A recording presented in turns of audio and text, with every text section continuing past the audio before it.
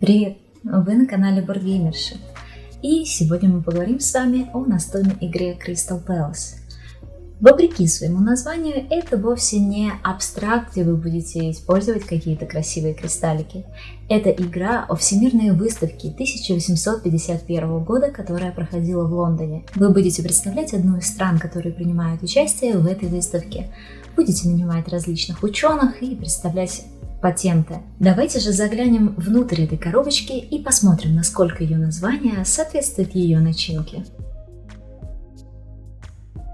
Ну что ж, приступим. Коробка достаточно крупная, не очень тяжелая, но чувствую, что наполнена не до конца. Итак, самыми первыми нас, конечно же, встречают правила, немного гнутые. И что у нас здесь? Очень-очень толстая бумага, на которой выполнены эти правила. Все достаточно красочно, без смещенной печати, все здорово. Так, неожиданно у нас тут конец правил и продолжение правил. Очень любопытное место для расположения так называемых кредитс.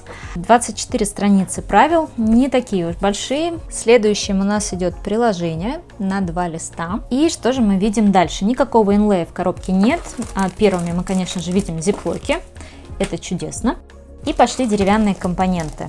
Желтые — это милые токены энергии в форме лампочек, а серые — это так называемые шестеренки. Все это деревянные компоненты. По-моему, по 25 штук их в коробке. В следующем огромном зиплоке у нас также деревянные компоненты. Это ассистенты для каждого игрока. 5 цветов. Далее мы видим по 6 кубиков для каждого из 5 игроков, соответственно 5 цветов. Размером чуть меньше, чем в Grand Hotel Австрия. В следующем зиплоке не по размеру у нас находятся баз-токены. По 2 на каждого игрока. А также мы видим маркер раунда в форме такой черной шляпы. Еще один зиплок, последний, с деревянными компонентами. Это 8-гранные призмы, которые являются токенами игроков. На каждого по 5 штук. Давайте посмотрим на карты. Очень неожиданный аромат у карт. Это карты прототипов и патентов. То есть с обратной стороны, на которую мы сейчас смотрим, у нас прототип, и с передней, соответственно, патент. С различными иллюстрациями, выполнены очень хорошо, карты не под лен, а это карты персонажей. И тех, и других карт у нас по 30 штук, тоже двусторонние. Дальше идет огромная куча картона. Итак, сверху у нас лежат планшеты игроков, мы видим тут различные флаги, поле администрации.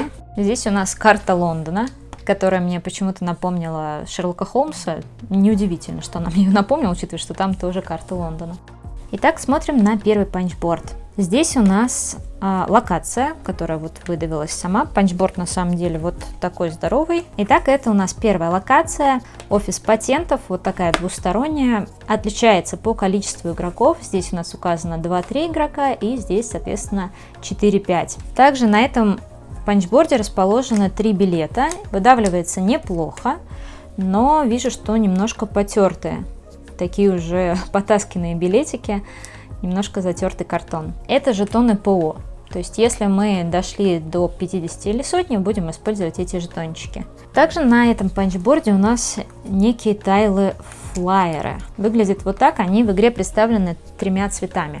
Сейчас мы с вами нашли фиолетовые, но, насколько я знаю, должны быть еще зеленые и голубые. На следующем панчборде мы видим с вами планшет черного рынка. Это еще одна локация.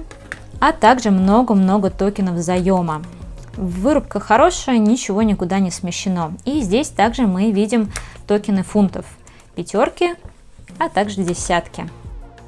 На обратной стороне заемов немножечко другое изображение. На этом панчборде мы видим London Times, еще одну локацию, точно так же выполненную в 2 сторонах для разного количества игроков. А также Research тайлы, я так понимаю, тайлы исследования.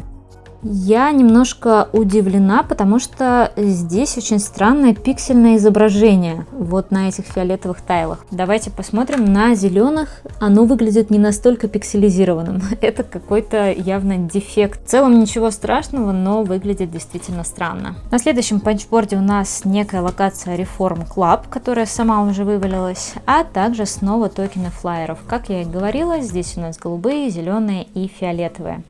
Дальше какие-то небольшие панчборды, которые сами, как вы видите, у меня тут разваливаются. Британский музей, а также это сундуки для сокровищ, назовем их так. Они должны быть сложены перед игрой. Собираются туго, но и держатся лучше, чем, например, в Альтиплано. В Альтиплано они у меня постоянно разваливались. И, соответственно, они сделаны 5 цветов по цвету игроков. Очень красиво выполнена ажурная рисовка. На следующем панчборде у нас Банк Англии, который вывалился сам. И там дальше у нас уже выдавленный сам собой британский музей. Еще один, как я понимаю, и снова фунты. Помимо британского музея нас здесь ждет еще один Банк Англии и немножко фунтов, а также новые жетоны. Это жетоны акций. Панчборд у нас почему-то перевернут. Здесь 2 тайла Вестминстер. Еще немного фунтов и еще исследовательские тайлы. Давайте посмотрим. Да, здесь нет никакой пикселизации. Видимо, это только касалось фиолетовых тайлов. Не знаю, как они добились такого уникального эффекта. Панчборд, на котором находится порт Лондона, а также Waterloo Station. Еще две новых локации. Вижу классные места под кубики и уже чувствую, что ждет меня в этой игре размещение кубов. И последний панчборд, который содержит на себе 4 двусторонних тайла издательств.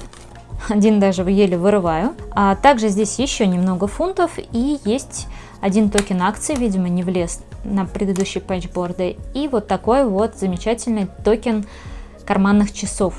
Crystal Palace – это дворец в Лондоне, в котором проходила выставка 1851 года. Изначально она не планировалась как международная, но в ней приняли участие так много стран, что в итоге она стала международной. Большая часть денег, вырученных с этой выставки, пошли на создание музейного острова, а это говорит о том, что денег было действительно много. Выставка стала важным этапом в развитии идей промышленной революции. На ней, помимо различных объектов изобразительного искусства или различных экспонатов художественных ремесел были представлены новейшие машины, механизмы, а также различные производственные штуки. Поэтому это было действительно важно. Ну и в заключение я не могу не сказать о том, что в 1951 году был открыт астероид, который назвали Ирена в честь этой выставки.